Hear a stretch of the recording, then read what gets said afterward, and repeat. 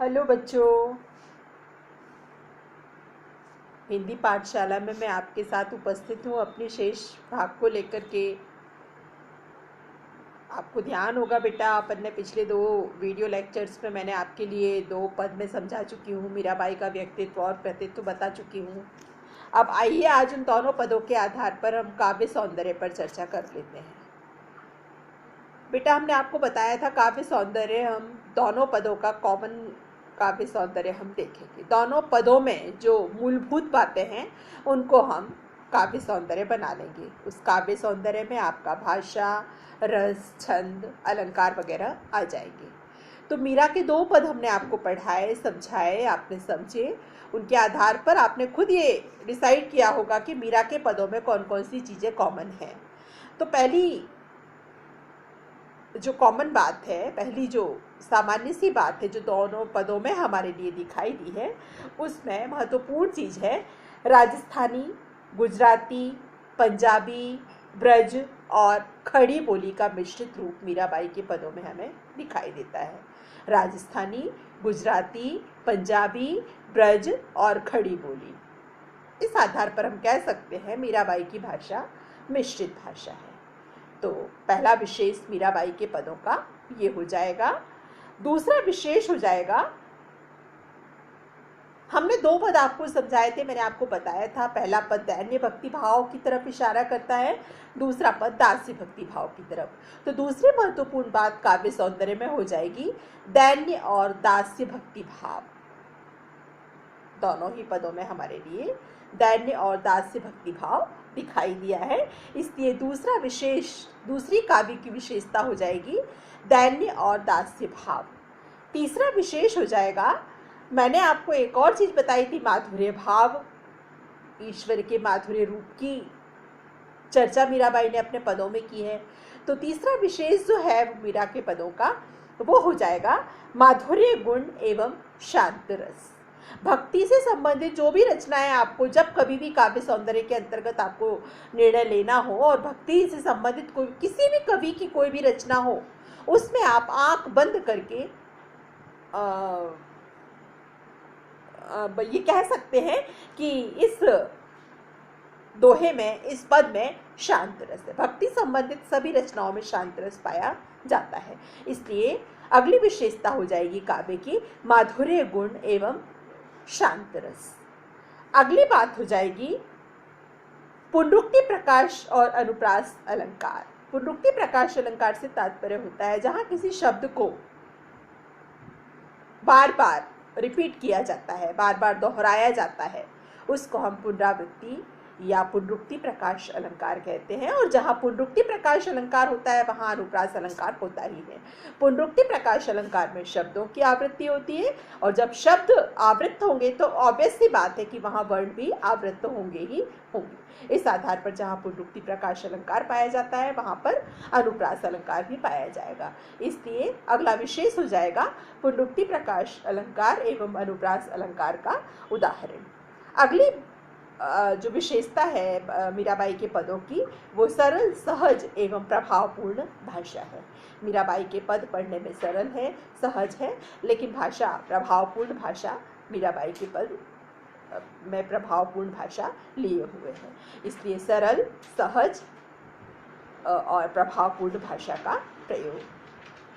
अब मीरा के पदों में अगर हम अगली काव्यगत विशेषता कहना चाहें तो एक और विशेषता हो सकती है तुकांत शब्द, राइमिंग वर्ड जिनको हम कहते हैं, तुक वाले शब्द।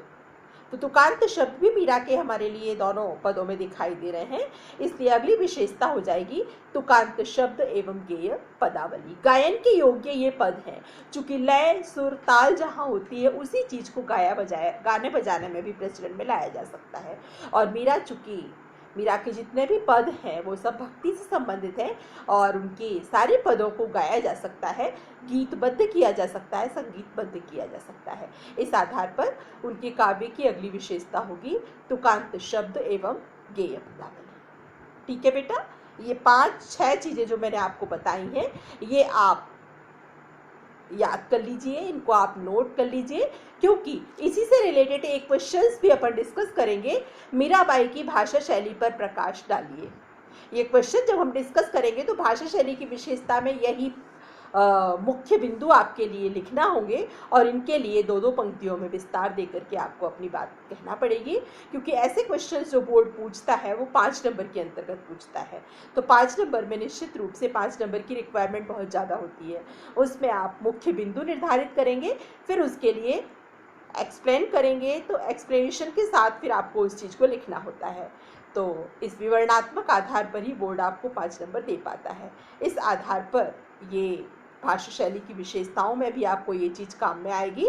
तो एक 5 नंबर का क्वेश्चन ही हमने मान के चलिए ये डिस्कस किया है काव्य सौंदर्य वाला, आपका मीराबाई के जो अपन ने विशेष देखा है उस विशेष के आधार पर। ठीक है बेटा, आशा करती हूँ आपको ये दोनों पद विथ काव्य सौंदर्य के साथ समझ में आ गए होंगे, और जो भी प्रॉब्लम आपको है हम मोबाइल के माध्यम से, व्हाट्सएप के माध्यम से डिस्कस कर लेंगे। अब अपन प्रश्नोत्तर पर भी थोड़ी सी चर्चा कर लेते हैं। मैं एक की बंच आपको बता देती हूँ, प्रश्नों को डिस्कस कर लेते हैं हम, और एक आंसर का एक वो बिंदु भी आपको बता देती हूँ जिनके इर्द गिर्द आपको आंसर लिखना है। फिर आप अपनी भाषा में, चूँकि पद आपने समझ लिए हैं, मैंने आपको समझा दिए हैं, तो निश्चित रूप से आप उन पदों के आधार पर पूछे गए प्रश्नों के उत्तर दे पाएंगे। तो पीछे प्रश्न को आप देखिए। प्रश्नों में पहला प्रश्न आपका है, पहले पद में मीरा ने हरि से अपनी पीड़ा हरने की विनती किस प्रकार की है? पहले पद में मीरा ने हरि से अपनी पीड़ा हरने की विनती किस प्रकार की है? हमने आपको पहला पद समझाया था, हरि आप हरो जनरी भीर। उस पद के आधार पर आपको ये बताना है कि किस तरीके से उन्होंने अपनी पीड़ा हरने की बात कही है। कितने उदाहरण उन्होंने दिए हैं, द्रौपदी का उदाहरण दिया है, भक्त प्रहलाद का उदाहरण उन्होंने दिया है, एक हाथियों के राजा ऐरावत का उदाहरण उसमें दिया है, और इसी आधार पर आप हमारी भी रक्षा करें, यही बात आपको इस प्रश्न के उत्तर के अंतर्गत लिखनी है। तो इस बात को आधार बना करके आप अपने इस प्रश्न का उत्तर लिख लीजिए। वैसे भी पदों के साथ जो मैंने आपको 3-3, 4-4 क्वेश्चंस पूछे हैं, लगभग वो क्वेश्चंस उनमें भी कवर हो गए हैं। ठीक है, तो पहले पद के आधार पर आप इस प्रश्न का उत्तर आसानी से दे सकते हैं, कोई दिक्कत आपको नहीं होनी चाहिए। अब दूसरे प्रश्न की तरफ हम चलते हैं। दूसरे प्रश्न में पूछा गया है, दूसरे पद में मीराबाई श्याम की चाकरी क्यों करना चाहती हैं, स्पष्ट कीजिए। दूसरा पद मैंने आपको कल समझाया था, श्याम माने चाकर राखो जी, गिरधारी लाला माने चाकर राखो जी। उसी पद के आधार पर आपको श्याम की चाकरी क्यों उन्होंने करना स्वीकार किया, अर्थात वही प्रश्न याद कीजिए जो मैंने कल के वीडियो लेक्चर में आपको कहा था कि मीराबाई की श्याम की चाकरी करने के उद्देश्य क्या क्या हैं।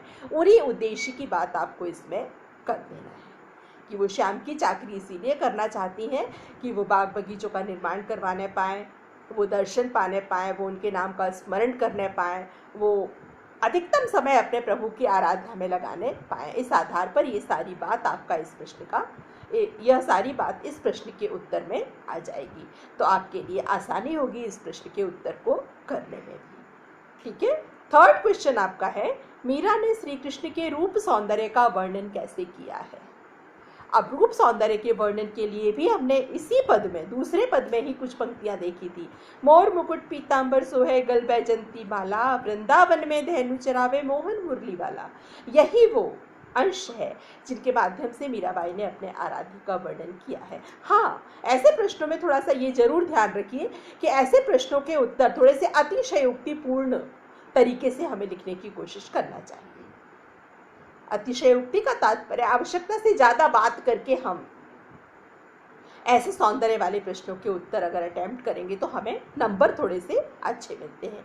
कि मीराबाई ने अपने आराध्य के रूप सौंदर्य का वर्णन बड़े ही अतिशयोक्तिपूर्ण ढंग से किया है। बस इतना शब्द ही अगर आप अपने उत्तर में ले आएंगे तो सामने वाले को लगेगा कि बच्चे ने बहुत अच्छे शब्दों का प्रयोग किया है और काफ़ी अच्छे से अपनी बात को कहने की कोशिश की है। और फिर अतिशयोक्ति वाली बात आप कर दीजिए, शरीर पर उन्होंने पीतांबर पहना है, आप अपनी तरफ से उसमें ऐड कर दीजिए कि श्याम का भगवान कृष्ण सांवले रंग के थे और सांवले रंग पर पीले रंग के वस्त्र उनकी शोभा में 4 चांद लगा रहे हैं। मोर के पंखों का मुकुट उन्होंने मस्तिष्क पर धारण किया हुआ है, उनके होठों की शोभा बांसुरी बढ़ा रही है, और वही कृष्ण है जो वृंदावन में गायों से अत्यधिक प्रेम करते हैं और उनके लिए गायों का मक्खन, दूध वगैरह ये सब बहुत पसंद है। लीजिए भाई, ये आपका अतिशयोक्तिपूर्ण वर्णन हो गया। तो इस आधार पर आप अपने इस उत्तर को भी अटेम्प्ट कर सकते हैं। ठीक है बेटा, तो कुछ ऐसे शब्दों का प्रयोग आप अपने उत्तर में करते रहिए जिनमें आपको नंबर अच्छे मिलने की संभावनाएं बनी रहती हैं। और कोई ज़्यादा कठिन चीज़ भी नहीं है, बस इसको याद ही रखना है आपको। और ये चीज़ें आप अभी के अभी नोट डाउन कर लेंगे अपनी कॉपी में, तो ये चीज़ें आपकी याददाश्त में हमेशा के लिए रहेंगी भी। ठीक है, अगला प्रश्न आपका है, मीरा की भाषा शैली पर प्रकाश डालिए। अभी हाल ही हमने वो चीज़ आपसे डिस्कस की है, जो विशेष की हमने 5-6 बातें देखी हैं, वो सारी बातों को उठा करके आप इस प्रश्न के अंतर्गत रख दीजिए। वो आपकी भाषा शैली की विशेषताएं हो जाएगा। राजस्थानी गुजराती भाषा का प्रयोग, पुनरुक्ति प्रकाश एवं अनुप्रास अलंकार का प्रयोग, दैन्य भक्ति का प्रयोग, दास्य भक्ति का प्रयोग, शांत रस के पद, भक्ति भाव, ये सारी चीज़ें मीराबाई की भाषा शैली की विशेषता में ही आ जाएंगी। ठीक है, तो इतना करके आप इस प्रश्न के लिए भी आसानी से लिखने पाएंगे। अंतिम क्वेश्चन आपका है, वे श्री कृष्ण को पाने के लिए क्या क्या कार्य करने को तैयार हैं? वे श्री कृष्ण को पाने के लिए क्या क्या कार्य करने को तैयार हैं? बहुत कुछ कार्य करने के लिए तैयार हैं। बाग बगीचे लगाना चाहती हैं, ऊंचा ऊंचा महल बनाना चाहती हैं, उन महलों में कई सारी खिड़कियां वो बनवाना चाहती हैं ताकि वो उन खिड़कियों से अपने आराध्य को देखने पाएँ। स्वयं को वो इस पहनावे के साथ प्रस्तुत करना चाहती हैं, साबरियारा दर्शन पासियों पहर कुसुम्बी सारी, वो अपना लिबास जैसा बनाना चाहती हैं, अपने आप को इस तरीके से वो प्रस्तुत करना चाहती हैं अपने आराध्य के समक्ष, जहाँ उन्होंने बड़ी बड़ी फूलों वाली कलरफुल प्रिंटेड साड़ी पहनी हो, रंग बिरंगी साड़ी पहनी हो, चूँकि उनके आराध्य को रंग बिरंगा माहौल बहुत अच्छा लगता है, रंग बिरंगी फूल, रंग बिरंगे कपड़े। इस आधार पर मीराबाई स्वयं को भी एक भक्त के स्थान पर रखती हैं और वो ये मानती हैं कि हमारा ये उद्देश्य है कि हम अपने ईश्वर के लिए हमेशा उनका पसंदीदा कार्य करें। तो ये भी वो करना चाहती हैं। इस आधार पर इन समस्त कार्यों का विवरण आप इस प्रश्न के अंतर्गत रख दीजिए। इस आधार पर आप पूछे गए 5 प्रश्नों के उत्तर अपनी CW में करिए और मुझे दिखाइए व्हाट्सएप के माध्यम से कि किस तरीके से आपने इन प्रश्नों के उत्तर लिखे हैं। उत्तर शॉर्ट एंड स्वीट लिखिए, लेकिन भाषा आपकी थोड़ी सी व्यवस्थित रूप से होना चाहिए। सुंदर लेखन कीजिए, स्वच्छ और सुंदर लेखन, ताकि वो रीडेबल हो, समझ में आए, पढ़ने में आए, आपको भी अच्छा लगेगा, हमें भी अच्छा लगेगा। और जो चीज़ आपको और हमें अच्छी लगेगी, वो जिसको वो चीज़ें देखना है और आपको नंबर देना है, स्वाभाविक रूप से वो चीज़ उसको भी अच्छी लगेगी। तो काम पर्याप्त अभी आपके पास समय है, बढ़िया नोट्स बनाइए। अब देखिए, बड़े भाई साहब हो चुका है, कबीरदास जी हो चुके हैं, मीरा के पद हो चुके हैं। इनके लिखित नोट्स बढ़िया आप तैयार कीजिए, अभी आपके पास बढ़िया समय है। 2-2, 3-3 चीज़ें भी अगर आप करेंगे और अगर आपको भूलने की संभावना है तो पदों का जो व्याख्या मैंने समझाई है, उस व्याख्या को भी आप अपनी कॉपी में नोट डाउन कर लीजिए, ताकि उस व्याख्या को जब भी आप पढ़ेंगे तब भी आपके लिए वो चीज़ें याद रहेंगी। नहीं तो ये वीडियो मेरा आप संभाल करके रखिए, उस वीडियो को आप देख देख करके और पूछी गई चीज़ों के उत्तर लिखिए। इसके अलावा जो हमने आपको ग्रीष्मकालीन कार्य भेजा था व्हाट्सएप पर, मैंने होमवर्क भी कुछ भेजा था, गृह कार्य भी कुछ आपके लिए भेजा था, उसमें जो भी क्वेश्चंस बड़े भाई साहब से संबंधित प्रश्न थे, उनमें मैंने आपके लिए शायद एक प्रश्न था जिसमें हमने सारे मुहावरे सूचीबद्ध करने के लिए कहा है। बड़े भाई साहब जब मैंने पढ़ाया था तब सारे मुहावरों को हमने रेखांकित कराया था और उनके अर्थ मैंने आपको बताए थे। बस उसको बढ़िया सुंदर से अक्षरों में लिस्ट बना लो, पूरे उदाहरण मुहावरों की, मुहावरा, उनका अर्थ और बढ़िया सा सेंटेंस, एक बढ़िया से सेंटेंस के साथ उस शब्द को आप प्रयोग करते हुए मुहावरे लिख डालिए। ठीक है, उसी में क्या पढ़ाई और खेल एक साथ हो सकता है। आप स्वाविवेक से जो कुछ भी सोच पा रहे हैं वो आप अपने इस प्रश्न के उत्तर में लिखिए। एक आपको विज्ञापन लेखन दिया गया है, उस विज्ञापन लेखन को भी आप एक A4 साइज शीट पर कर लीजिए। A4 साइज पर आपका आ जाता है विज्ञापन तो ठीक है, नहीं तो इससे भी बड़ी शीट आप प्रयोग में ला सकते हैं, लेकिन काम आपका बढ़िया होना चाहिए। उस काम के आधार पर आपका, चूंकि ये प्रोजेक्ट वर्क है, ये इंटरनल असेसमेंट के अंतर्गत आपको इसमें मार्क्स दिए जाएंगे, तो ये काम बड़ी स्वच्छता पूर्वक कीजिए।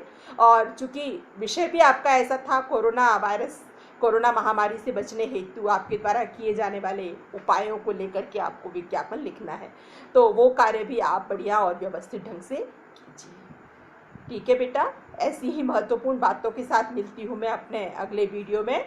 तब तक के लिए टाटा बाय बाय। आप स्वस्थ रहिए, घर में रहिए, सुरक्षित रहिए, पुस्तकों के बीच रहिए, मित्रों के बीच रहिए, माता पिता के साथ रहिए। ऐसी ही कुछ महत्वपूर्ण बातों के साथ मिलती हूँ मैं अपने वीडियो लेक्चर में। जब तक के लिए जय हिंद, जय भारत।